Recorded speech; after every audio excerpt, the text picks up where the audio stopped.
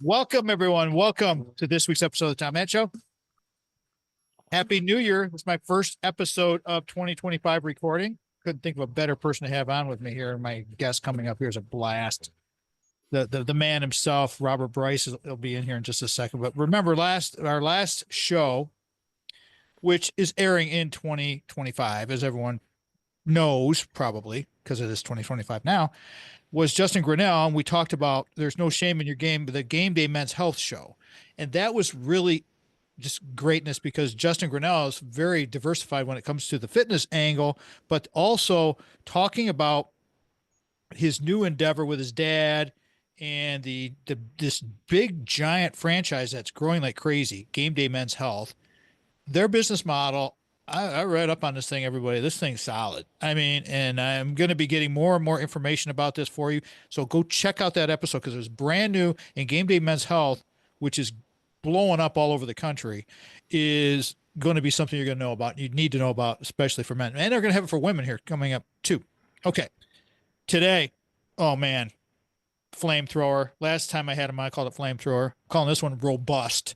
My boy. Robert Bryce, greatest guy ever. Robert Bryce is a Texas-based author, journalist, podcaster, Substack kingpin, and I'm going to learn all kinds of Substack stuff from him. And I want everybody who listens to the show to please, please, please go check out Robert Bryce and go subscribe to his Substack because I'm a rookie with the Substack stuff. I don't know much about it. I was just talking to Robert about it. He is really into it, and his material is so good when it comes to energy. He has been publishing and writing and speaking for a long time. His articles have appeared in numerous publications all over Wall Street Journal. He's testified before Congress. His books, his documentaries, the guy's multifaceted. What'd you call it, Robert? We're both digital creators. I said creators. You said digital. What was that? We're in our digital decrepitude. That's the Digital decrepitude. So yeah. that means we're both old guys who kind of create content. Yeah, I suppose so. Yeah. Hey, you know what? Bring it, baby. Yeah. I mean, we did. Happy 2025 there, T Matt. Always happy to be on the show. I just want to remind everybody, we talk about electricity here on this show and with Robert, but we also remind everybody that us baby boomers, we did invent the internet. Okay. Enough said. Well, I sat by and watched it happen, but I've been buying computers for the entirety of the computer age. I bought a laptop computer that actually ran Microsoft Word off of a 3.5-inch floppy disk drive. So yeah, I've seen, yeah, I'm old. I've been around. Well, there's wisdom that comes with this decrepitude thing. And when we're, being just being out there, being alive is so great. And it's so much fun talking to you about these things. Robert, the first segment, we always like to catch everybody up on family and what you've been doing, all that kind of stuff. So I'm just going to let you roll with this thing. I'll give you the signal when we're coming up on break here, but go ahead. I'm looking forward to hearing about your adventures all over the globe. Go ahead. As far as energy goes, let's talk, bro. Oh, well, I'm incredibly fortunate in my life and my career, Tom. I've got Lauren and I have been married 38.5 years. She's a very lucky woman. Congratulations. We have 3 great kids. They're healthy. They're happy. One's in Berlin, one's in Los Angeles, one's in Denver. Had them all home for Christmas, so that was an amazing time. Had great fun with all of them. We took them out to eat and spoiled them rotten, which I think that's okay since they're all grown-up adults now. But yeah, I've been traveling a lot. We went to Chile in October. I lectured there, did a lecture on mining, and I went to Chile to tell the miners how to mine. I didn't actually, but talked about hard rock mining, what's going on with the energy transition. Going to London next month to do a lecture there on energy humanism. Going to, where am I going? Charleston next week to talk about generation in the U.S. electric grid. So I'm living the dream, my friend. I'm incredibly fortunate to do what I do. It's my purpose and my passion. Well, and thank you for catching us up. Robert Bryce is our guest today, everybody. Calling this one robust. The only thing I want to talk to Robert about, because we always talk energy with Robert. Robert is our energy expert. He's the man. He's done all the books. He's done all the videos, all this kind of stuff. The one thing I want to talk about is what I always refer to as the network. We'll get to that kind of stuff. To finish off this segment, though, I want to talk about you and your career with refiring, the Substack, the publishing. I mean, You have refired so many times. We're just talking about this pre-show, everybody. Robert is a perfect example of what we have to do when we're walking through life. Okay. We're doing this sprint through life. If you watch some of his videos, I mean, the guy just told you he's in about 15 different countries all over the place.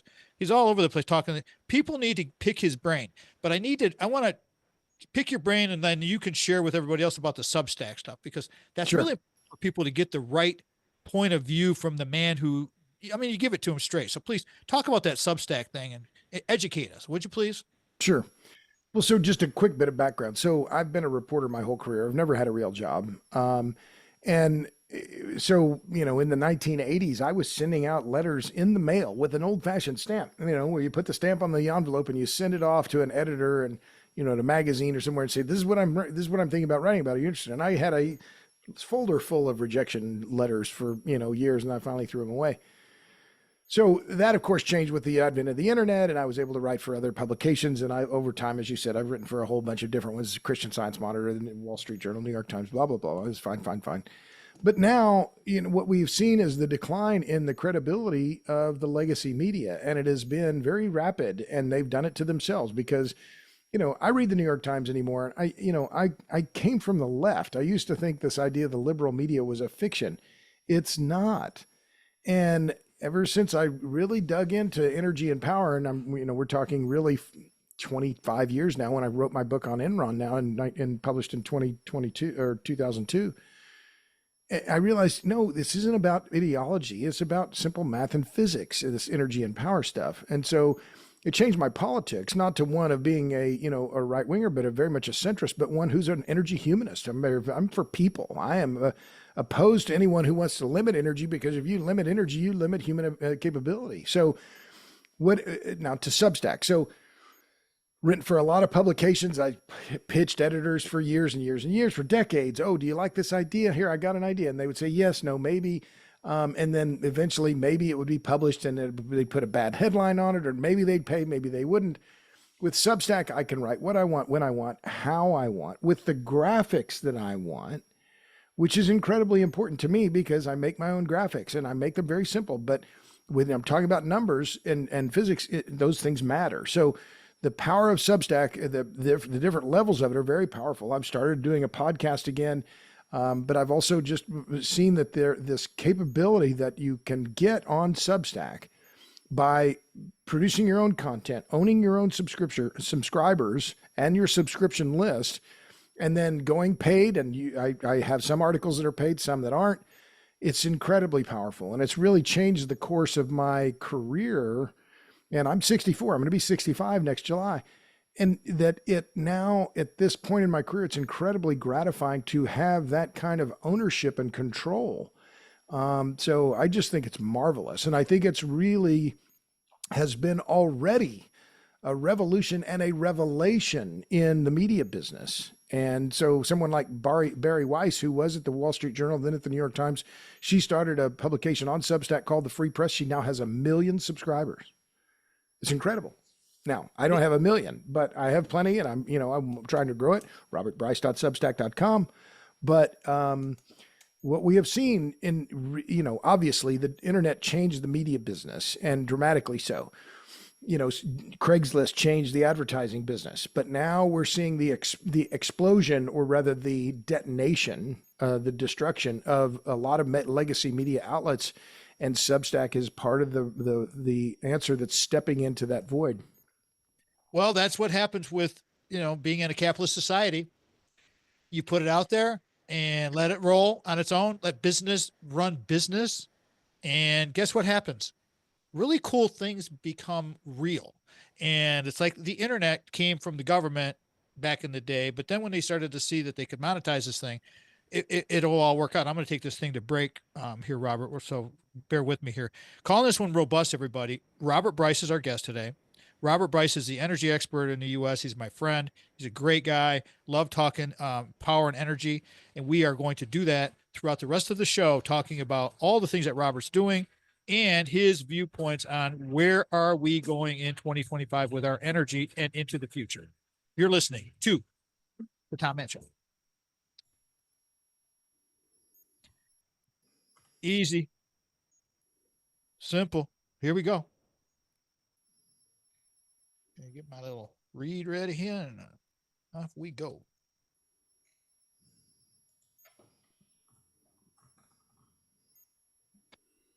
Welcome back, everybody, to the second segment of the Tom Matt Show. I am your host, Tom Matt. My guest today is Robert Bryce. Remember Substack, go to Robert Bryce. We're going to pump that up a lot because Robert's a good guy, and there's good information there. There's podcasts there. There's all kinds of written, his books. You can go on Amazon. You go all over the place and look at his videos. We'll talk about that. Robert, before we get going back on the content again, I gotta plug my guys here. All of our people who are helping us become what we are. Ameriprise Financial, Craig Stiles, Craig. He can help you plan for the life you want in the future. That's what he's doing for us. He is our guy. He has all of our retirement zone savings. Thank goodness. Just had him on the show. We just did our 2025 show with him. And so you need to check that one out because he had all kinds of good information. A lot of good feedback on the YouTube. A lot of people really like that and like what Vanessa's doing with making that more popular out there for YouTube. So I appreciate all of that. Check all those out. With the right financial advisor, life can be brilliant. Call Craig, 1-800-528-1355. His local number is 517-483-4893. Craig.stiles@ampf.com. Offices are located at 2651 Coolidge Road, Suite 103, East Lansing, Michigan, 48823. Don't worry about the East Lansing thing, everybody, because Ameriprise is a massive company, and they're trustworthy, and that's the whole thing. That is the whole thing. Stations that have carry us now, have carried us in the past, and including the Michigan Talk Network, WGHN 92.1 in Grand Haven, WJM 1240 in Lansing, Michigan, the flagship of the Michigan Talk Network, WJRW 1340 in Grand Rapids, WKOQ 1490 Muskegon, Whitehall, WIPV FM 94.5 way up north in Mackinac City up in northern Michigan, beautiful northern Michigan, love that place. And, of course, our PBS affiliate, WKAR AM 870 out in East Lansing, Michigan State University, and simulcast at 102.3 FM. Again, thank you to Craig Stiles for creating Decideri Analytics, which puts him over the top with all the analytics because his algorithm is proprietary, and we are making light of weighted decisions with that algorithm, and that's how we got a really nice return. I won't say. If you want to know what our return was from last year on the show, go listen to Craig's show because he told everybody how we did, and it's a fact. So go check it out. All right. And again, thank you to Stephen Ivy Guru for putting us on the Michigan Talk Network. All right. I'm excited again to talk to my friend, Robert Bryce. Getting this guy on the radios is challenging because Robert's all over the place. He just gave you kind of a snapshot of his career with the Substack. Retirement king. That's what he is. He's a retirement king. I got one question for you before we get into all of the nuclear and all of the election and all of these things. You know me, Robert, as the old telecom guy from the university, and I've always been a pipe guy. I've always been a transmit guy. That's my education. Both of my degrees are telecom. It's all about to me, it's all about the transmission. It's all about the pipe. All right. We got all these data centers going up all over the place. We got power usage going up all over the place. And finally, we're getting some semblance of normalcy with thinking about how we're going to generate all this power. But my thing is like, Robert, how are we going to transmit this? What's the plan? Can you kind of illuminate that, please? Well, sure. And how long is the show? Because there's a lot to talk about here. But so we know everyone has heard this, or we're seeing a massive increase in power demand, right? That we're because of artificial intelligence, heat pumps, electric vehicles, blah, blah, blah. You've heard all of this. So given this demand growth, the thinking is, well, we just need to massively increase the size of the electric grid in the United States. And I've looked at this many times. I reported on it many times. In fact, I was interviewing a woman this morning, Jean Rees Rollins, who is an expert on all of this. Because the system, there are many reasons for it, but because the electric grid in the U.S. is so big and it is vast. I mean, it's millions of miles of wire. And it's so complicated. The idea that we're going to expand it and do so rapidly, double or triple it, which is what this silly Princeton study did, said a few years ago, it's not going to happen. So in short, the electric grid that we have today, that is the poles and the wires, largely the system we're going to have tomorrow.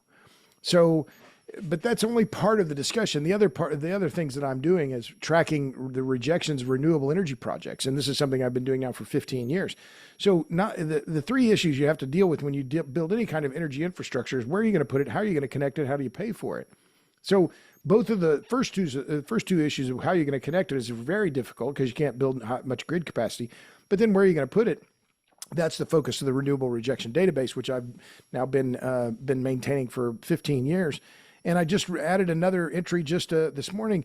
The city of Honolulu just issued new restrictions on new wind turbines. And in fact, the wind turbines that have been built in the region are going to have to be taken down in the next 6 years because they don't fit with the new restrictions. So all of this is the point to get to, which is that we have to be very sober when we think about energy and power and how the system works and how it's been working. And the way it's been working is largely the way it's going to continue to work in the future because of the just simple math and physics and land use constraints, all fitting together in this big picture of physical stuff, which is different from the internet, which is not physical stuff. Right. And that's the thing, everybody, because you have to understand electricity is electricity. And so you have to have some way of transmitting this. And again, coming from my perspective as a fiber copper guy, I mean, I'm calling this show robust. We need robustness in our energy systems. We need redundancy. We need people like Robert Bryce. And Robert, I wanted to say the little segue when you were talking about your chart that you made today. People can go find that as Substack. You're putting all that up on Substack, right? So anybody that's listening to us on the internet in Hawaii and you want to look, go check it out. I'm telling you, this stuff is out there. And that's what I love having Robert here. All right. We're not going to, obviously the election is a big turning point for lots of things. I'd like to get your opinion. I know the previous show that I had you on, we talked about it obviously before the election occurred. How do you feel about what has occurred with President Trump and the big flip that happened? And you won't finish this because that's a big question, and I'll give you the signal and we'll go to break. But can you start that thread, please? Sure. Well, I mean, I'm no big fan of Trump. I'm certainly no fan of Kamala Harris. He won. I think more directly, she lost. I mean, as the incumbent Democrat, she had all these advantages, and she was an awful candidate. And, Trump has his own special brand of awfulness, but he wasn't as awful as she was. But the fact is that he beat her badly, and it was an embarrassing loss for the Democrats. And I think it is going to require a real reckoning within the Democratic Party for them to understand just how badly they've misread the electorate, and particular the working class. And I know we're running up against the break. Let me just give you one quick point. I posted this on LinkedIn this morning. There were a lot of surprising results in the results of the election, right? And the fact that Trump won all the swing states, which no one was predicting. But here in Texas, and I'm not bragging on Texas, I'm from Oklahoma, in the Rio Grande Valley, heavily Hispanic, in the 4 Rio Grande Valley counties, Starr, Willacy, Hidalgo, and Cameron counties, 1.4 million people, heavily Latino. In each of those counties, poverty rate exceeding 24%. In 2016, Hillary beat Trump by 60 points, 60 points. In 2024, Trump beat Harris by 16 points. It's a 76-point swing. Boom! And we're going to take that and go to break. Robust is the title of this episode. Robert Bryce is here, and I just love talking to Robert. It's so much fun getting him to come on the show. You guys have to really enjoy this, and I'm going to pump his Substack more. We got it because you have to become educated. If we're going to have redundancy and robust, we have to understand how this stuff works. And it's a passion of mine. Please, please, please check this stuff out. You're listening to The Tom Matt Show.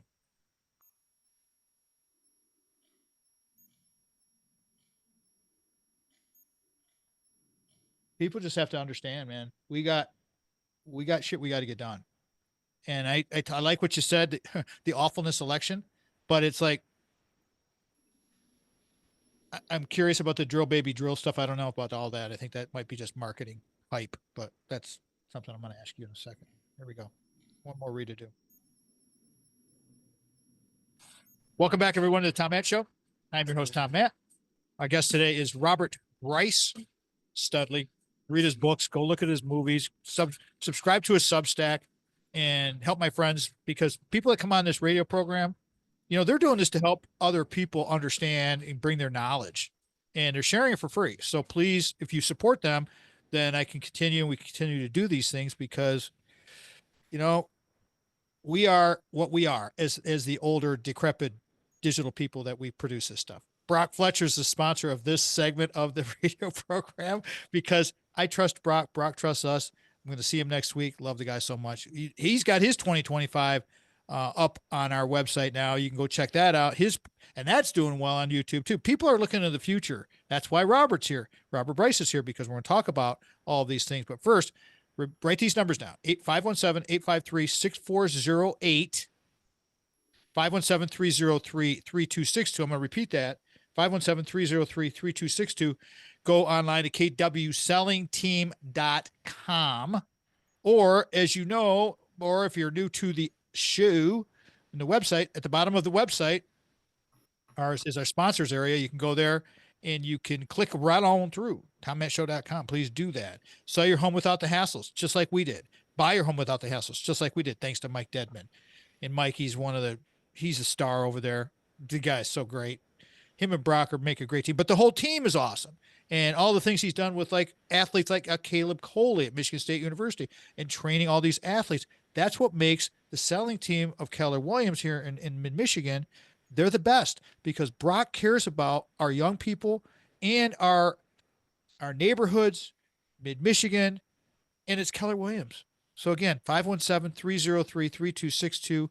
Go to kwsellingteam.com and sell your home, buy a home without hassles with our friend Brock. Got over 20 episodes on our website. You got questions on real estate? Go check them out. Won't cost you a dime. All right, back to our show. Talking to Robert Bryce, calling this one robust. Robert Bryce is an energy expert. We just started to peel back the onion of the awfulness election, and we're going to continue to peel that back. But I want to know from Robert's perspective where we're going on. We need many sources of energy. Robert, can you do the 3-minute lesson on how energy works and why we need lots of sources? Does that sound like something we could accomplish? I know that's a big question. Well, okay, so where to start? Yes, we need all forms of energy. We're not going to, electric vehicles, we've heard about these forever, and they're still, well, in fact, the history of the electric car is over a century old now, 120 years old, in fact.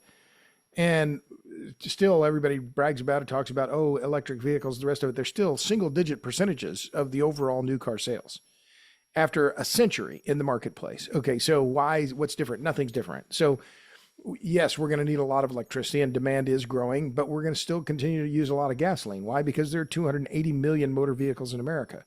So we have to be very sober. And this is one reason why, we've mentioned a little bit the Trump administration, very excited about the incoming Energy Secretary, Chris Wright. He's an energy guy. He's actually the head of Liberty Energy out of Denver. He's a hydraulic fracturing company. He spent his whole career in the energy business, and marvel of marvels, Tom, we finally have an energy secretary who's been in the energy business. We've had a dentist, we've had lawyers, we've had, functionaries, we've had all these other, Capitol Hill staffers. We've had a former governor of Texas. Now we have someone who actually knows the energy business in the Department of Energy. It's incredible, but very hopeful that Chris is going to shake things up there, which it's badly needed in the wake of I would say a disastrous Biden administration in terms of the policies that they promoted that are really fundamentally anti-consumer. Well, the confusing thing, Robert Bryce, our guest today, everybody, we're calling this one robust, talking energy. The confusing thing that to me, and I follow I read lots of media. I send you articles, when I come across stuff from the Wall Street Journal all the time.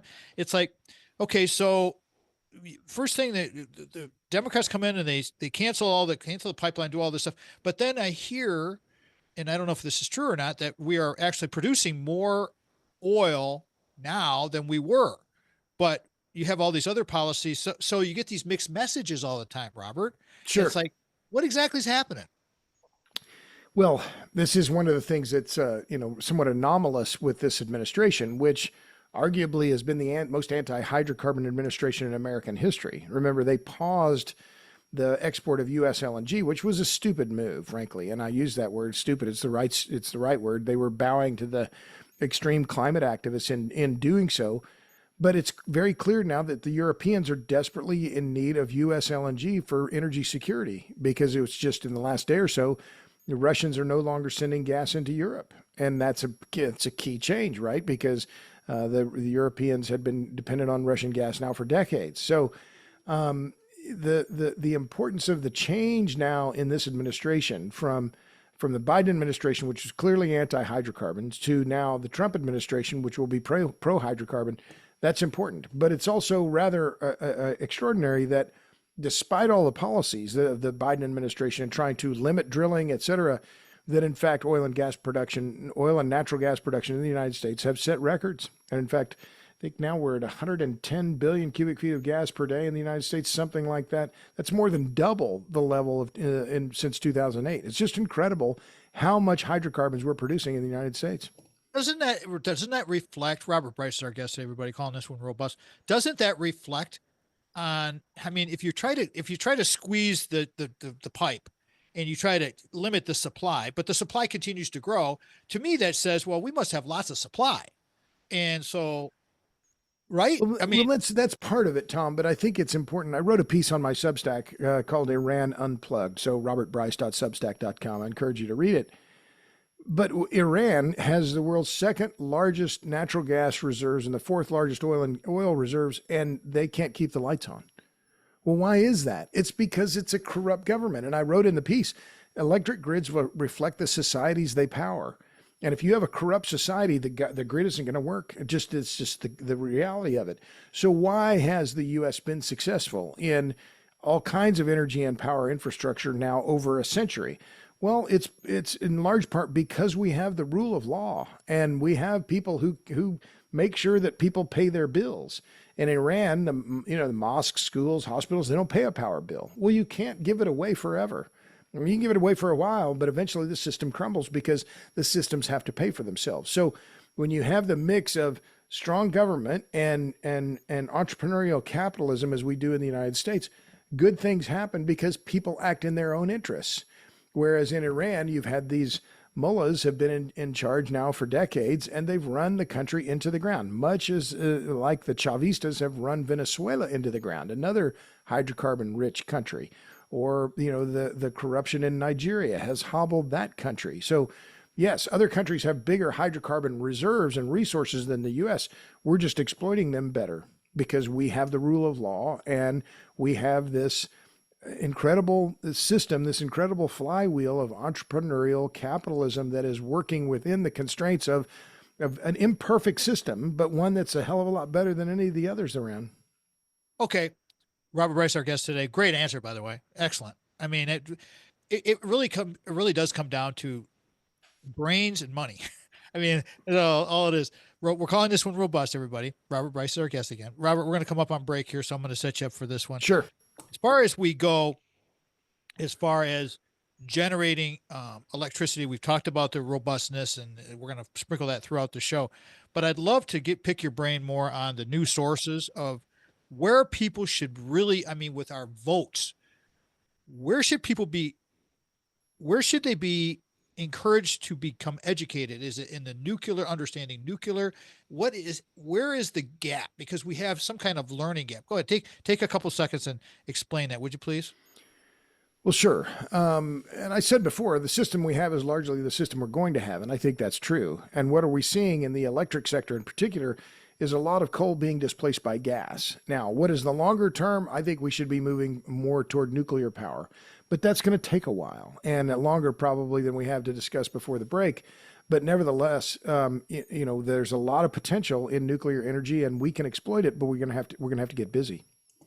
There you go. And when we come back, we're going to talk about how we can get busy, how people can continue to become educated about this, how you can support your states and our federal government through your votes. You're listening to the Tom Mann Show.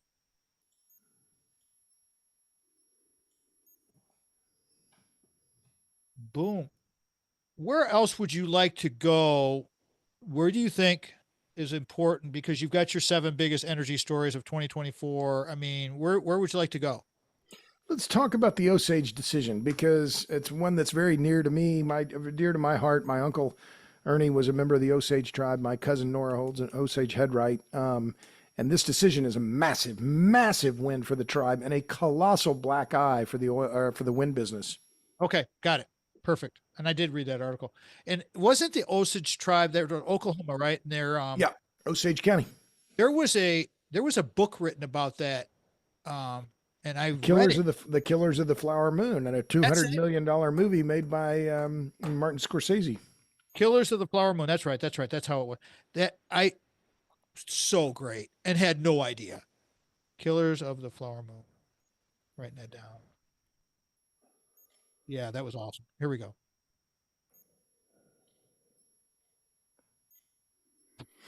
Welcome back, everyone. Welcome back to the Tom Matt Show.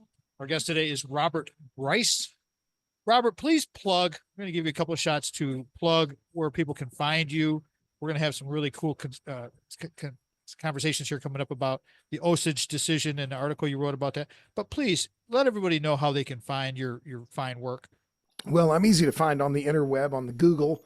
robertbryce.substack.com is where I'm doing almost all of my writing these days.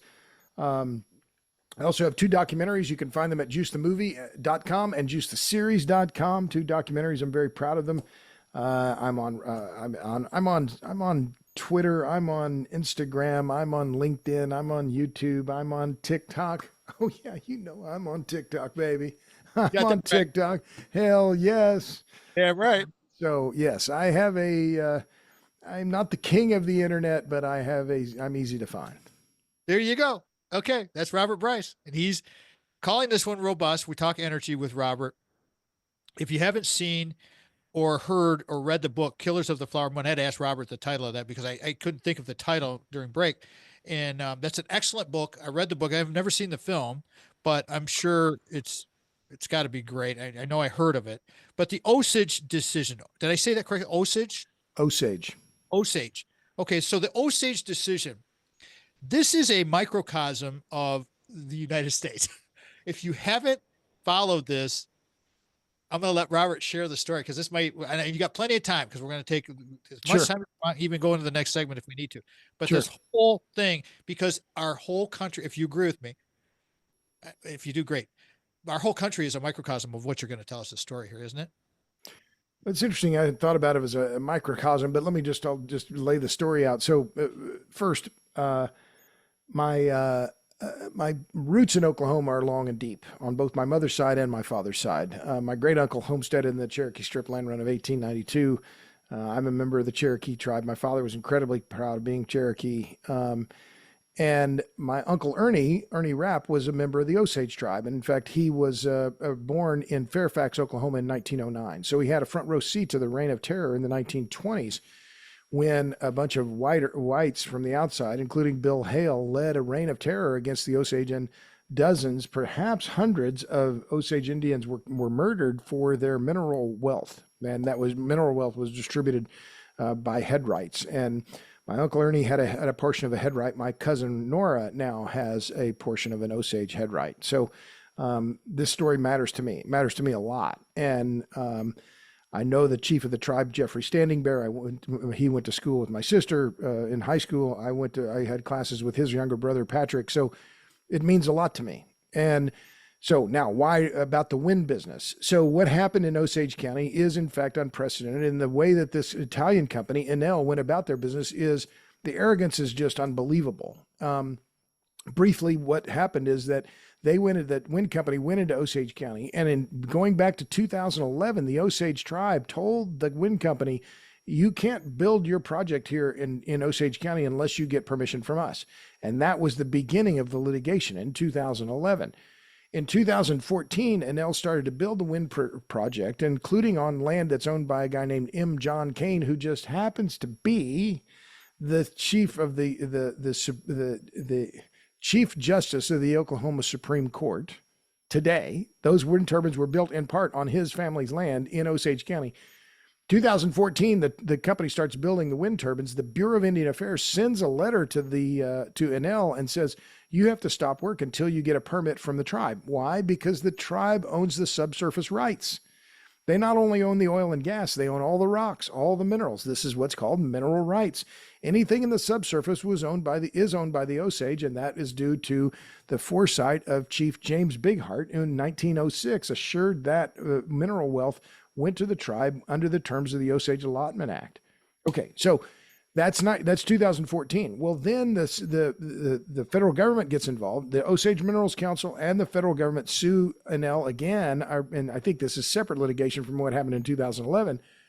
Long story short, on December 18th of this year, for the second time, federal court judge in Tulsa, Jennifer Cho Graves, an Obama appointee, rules on the side of the tribe and orders that Enel take down 84 wind turbines, all 84 turbines they built in Osage County by December 1st of 2025.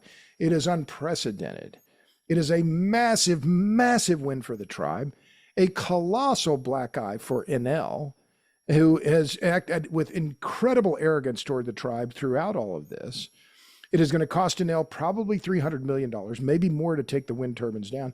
And it's a colossal black eye for big wind. I mean, the wind industry, I've watched these guys for more than a decade. They act very arrogantly. They do everything they can to run over rural communities and force them to take wind projects. And now this is unprecedented. There's never been anything like it, where you see a wind project this large forcibly taken down at the order of a federal court judge. Incredible. So let me ask you this here, Robert Bright. That's great. So the black eye for big wind. And I've seen some of this stuff where they go with these farms, these electric farms that they're putting out there, and all these wind farms. And these companies come in and they kind of sidestep the locals.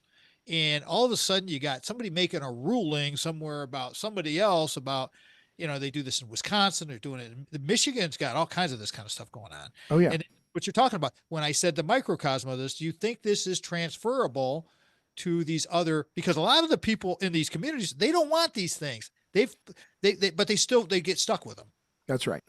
Well, you're right. You're in Michigan, and Michigan has been one of the hotbeds of the resistance to big wind and big solar.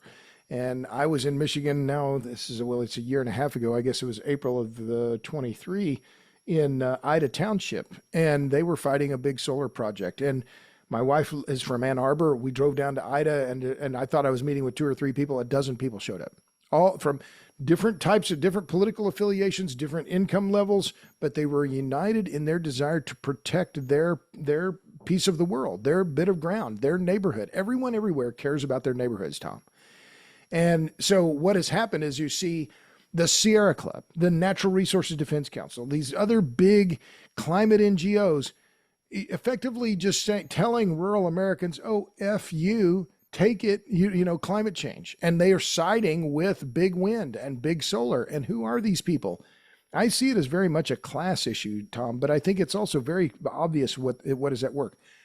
The massive subsidies that are available to wind and solar are so lucrative that you have now big law firms, big business, big lobby outfits, and big business, big corporations, big law firms, and big NGOs lining up to oppose and force rural America to take wind and solar projects they don't want. And I've cataloged this over and over in the Renewable Rejection Database. Now, I just did the calculation, 764 rejections or restrictions of wind or solar in the U.S. since 2015. Well, that's a lot to digest, and that's why you need to really focus on going to Substack, following Robert. Robert Bryce is our guest today, talking about Robust, because it's very complicated. And it's like, you folks in Michigan that are hearing this on the Michigan Talk Network, you know exactly what we're talking about here. We're broadcast all over the state. Wisconsin, they hear us over there as well. This stuff is happening. And, before the show and listening to all this stuff, we were having some yucks about, and you were helping correct me on my neurolinguistics about don't say just, it's sneaky and snaky. I'm looking at this note and I'm saying, these wind and solar, they're sneaky and snaky. They're just. They're all just people. Sneaky, snaky. If I can add one quick point on what's happening in Michigan. So I'm not a partisan. I'm not a Republican. I'm not a Democrat. I'm disgusted. But when you look at Michigan, right, it's voted Democratic, although Trump won Michigan, though, didn't he? Won the swing state. Yeah.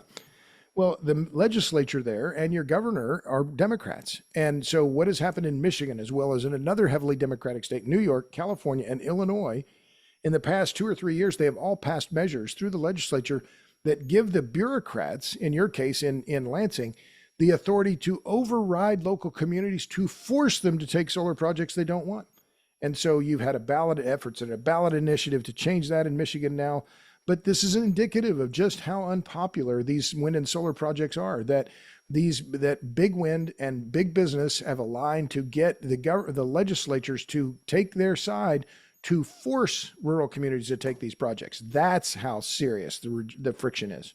And this is where, again, circling back, everybody, Robert Bryce, our guest here. I'm going to take this through the break here because we're coming up on break, Robert. We're calling this one robust.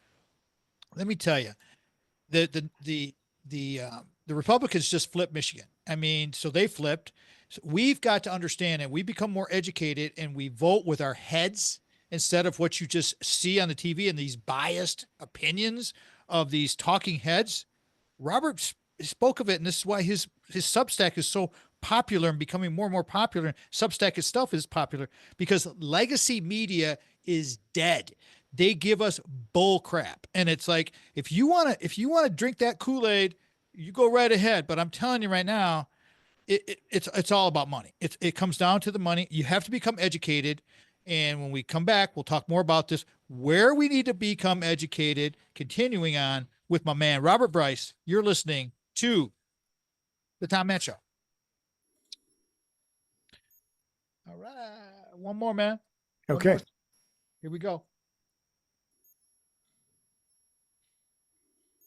Did we cover the Osage good enough? And if we go back to the education on the nuclear, because I got questions about coal, and can't we make those more efficient? Isn't it possible to make?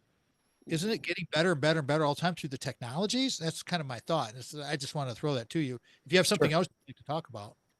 Sure. Well, so are we rolling now? Are we good to go? We're not. We'll roll. Yeah. Well, let me hit on the Osage just a little more, and then we'll talk about coal and nuclear. Okay. Sounds good. Here we go. Welcome back, everybody. Welcome back to the Tom Mann Show. For most of the radio stations that dropped the fifth segment, so sorry, Charlie. But for those of you who are hearing this, or if you're on the podcast, good for you, because this fifth segment typically has really good stuff. It's a longer segment. Robert Bryce is our guest today, calling this one robust, talking about energy. Robert is the man. I mean, when it comes to it, Texas-based author, journalist, podcaster, film producer, public speaker, all those things, hire him. I mean, the guy brings it. Okay.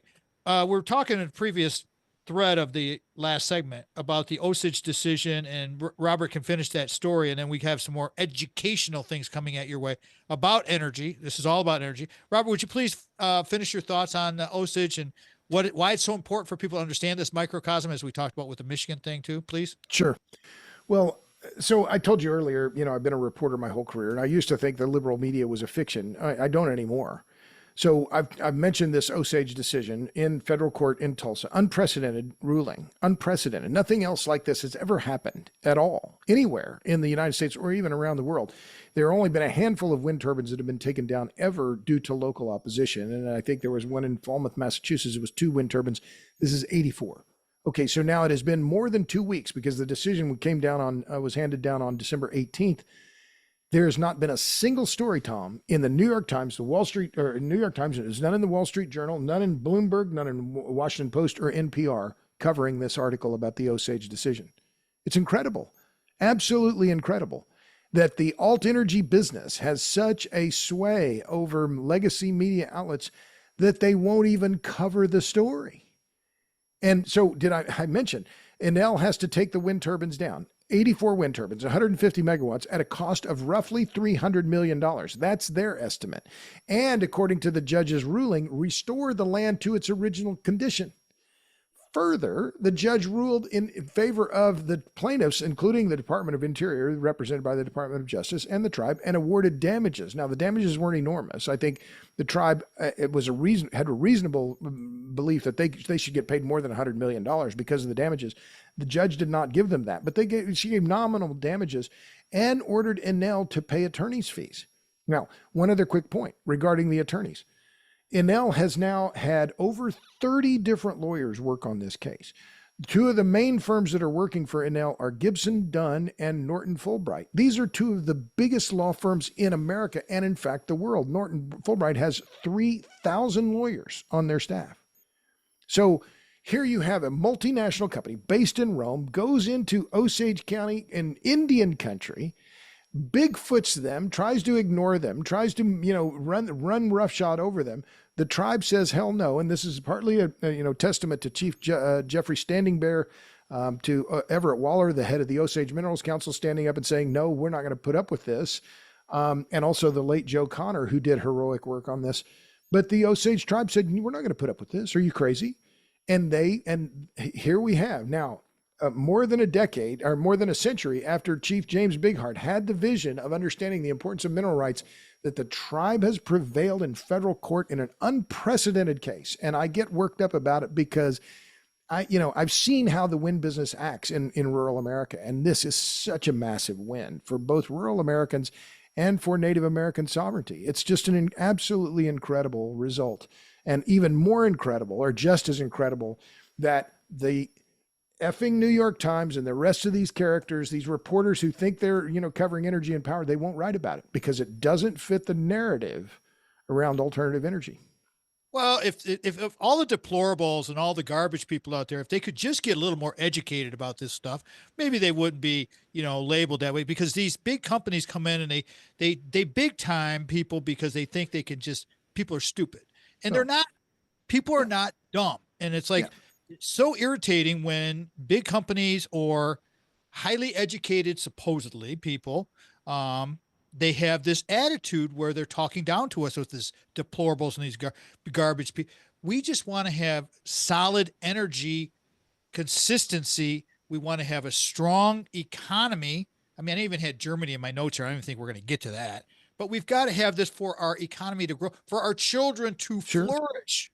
And I think that's one of the reasons why Trump beat Harris so badly. The Democrats were bought into, in a major way, into this climate catastrophism. And it's not it's when you look at the Gallup polls, when you look at any polling, the issue of climate change is a very low priority for consumers and voters.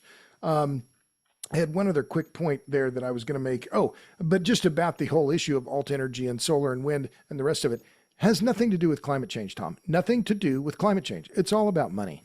And when you look at the massive amount of subsidies that are going into those sectors, and now that has the wind and solar crowd quaking because they're afraid that the Trump administration is going to roll back these massive subsidies. And the subsidies are, in fact, massive. And I'm writing a piece about it for my Substack right now, robertbryce.substack.com. There you go. And that's where we're going to find it. Now, getting back to where we were talking about earlier about educating people and teaching people just the basics of how to vote when it comes to climate and when it comes to climate catastrophication, becoming educated on coal, nuclear, oil, gas, all of the sources. Robert, what are the snapshots that we need to let people understand? I mean, we've talked about the robustness of the network. That's going to take time. The nuclear thing, that's going to take time. So please help us understand so that people, when they frame this up in their head, they know how to vote correctly. Sure. And be smart with their vote. Please go right ahead. Well, I'm not going to tell anyone how to vote. People can vote however they want. But my answer to, or the way I would answer what you just said is, I'm an energy humanist. I'm for more energy. I'm pro people. And what do people need? What do humans need? What in particular do women and girls need? They need electricity. They need it cheap, abundant, reliable. And we've got this idea, when we've been, frankly, just bombarded with propaganda. And that's the right word. It's the right word and the wrong word. The difference is, as Mark Twain said, is quite a large thing. It's the difference between the lightning and the lightning bug. The propaganda that we've been inundated with around climate and climate catastrophism has made people believe, we in the U.S., we're going to lead and the rest of the world is going to follow. I'm sorry, it's just not true. There are 2 billion people in the world today who are still cooking with traditional biomass. A quarter of the world's population is still cooking with wood, dung, wheat straw. It's incredible. And more people die every year. 3.2 million, according to the World Health Organization. More people die every year. Most of them are women and girls, by the way. 3.2 million per year die from indoor air pollution caused by low-quality cooking fuels and die from AIDS, HIV, cholera, tuberculosis, and malaria combined. And yet we're just inundated with these claims of, oh, we just need to use less energy. Or as one acquaintance told me a long time ago, he's, oh, energy's too cheap. I thought, for who? It's not too cheap for you. You're rich. You can afford expensive energy. But people who live on the edge, who live on the the very low rungs of the working class, they can barely afford the food on their table, much less more expensive gasoline. So we need to adjust our thinking and become, instead of catastrophists, become energy humanists. Humanists, and I like that a lot. Robert, now that we have the new administration coming in, and you got this drill baby drill thing, is that going to affect what is going to be happening?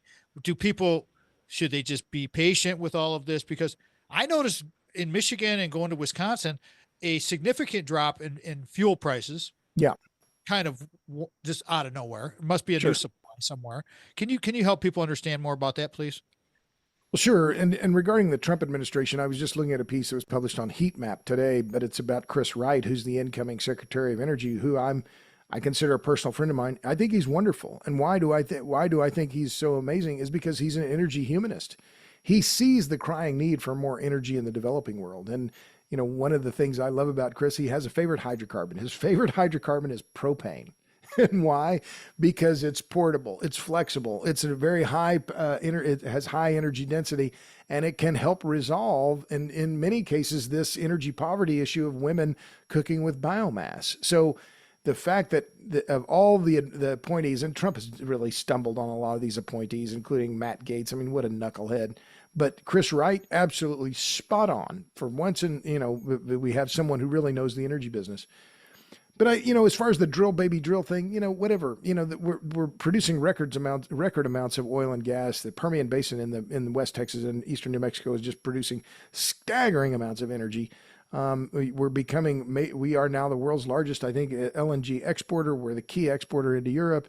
The U.S., not by some massive, super efficient vision of policy, but because of entrepreneurial capitalism, private ownership of mineral rights, we have emerged as the energy superpower in the world today. There you go, Robert Bryce. Robert, I got just enough time for about a minute and a half takeaway. You want to give us a takeaway on this one called Robust? Oh, sure. No, well, first, thanks. It's just always great fun, Tom, to talk about these things. And, it's, I'm incredibly lucky to do what I do. It's my purpose and my passion. I get to, talk about these issues. It's just an incredible opportunity. I'm so fortunate in my career. The people who are listening, I just encourage you to, understand what's going on. Read. Don't believe anybody. Don't believe me. Do your own work. But all of this, what we're inundated with around energy and climate issues, a lot of it is just flat propaganda. So I encourage you to educate yourself. Know your math. Know your physics. Subscribe to my things. I'm proud of what I do. I don't carry water for anybody. Energy is the most important business in the world, and every other business depends on it. So I encourage you to learn about it, and don't be afraid to be pro-energy and pro-human. Go to Substack. Robert Bryce is his name, Bryce. Robert Bryce. Google him. Call this one Robust. Always remember, before you can share love with others, you must love yourself first. I like to close the show every time with that line, and we are out of here. Thanks again to Robert Bryce for being with us, Sandy, Craig, Brock, all of our sponsors. We will talk to you next weekend, everybody. It's been a fabulous show, and we hope 2025 is going to be good for you. Have a great week. Go out and ignite your life. Remember, the Tom Matt Show is a production of Boomers Rock Media. We want to bring your story to life. Lastly, I always like to say thank you so much to our production team, Mitch Anderson and Vanessa. You guys are killing it. Thank you for what you're doing. And 2025 is going to be magical. Appreciate everybody. And we are out. Robert Bryce is a king. I mean, unbelievably great guy. And I'm just so fortunate to have such friends like him. I just appreciate all of our guests and all of our listeners and everyone so much. You got to go back. If you missed that third and fourth segments of the episode of this episode, where Robert's talking about the Osage decision, you must go check that out. Okay. It's a fascinating story, and it's coming across America. Until next time, everybody, I'm Papa Tom. This has been the Tom Matt Show. Thank you so much for joining us. Subscribe. Please do all those good things. And again, thank you so much to Vanessa for everything she does. Peace out, everybody. Love y'all. We are out.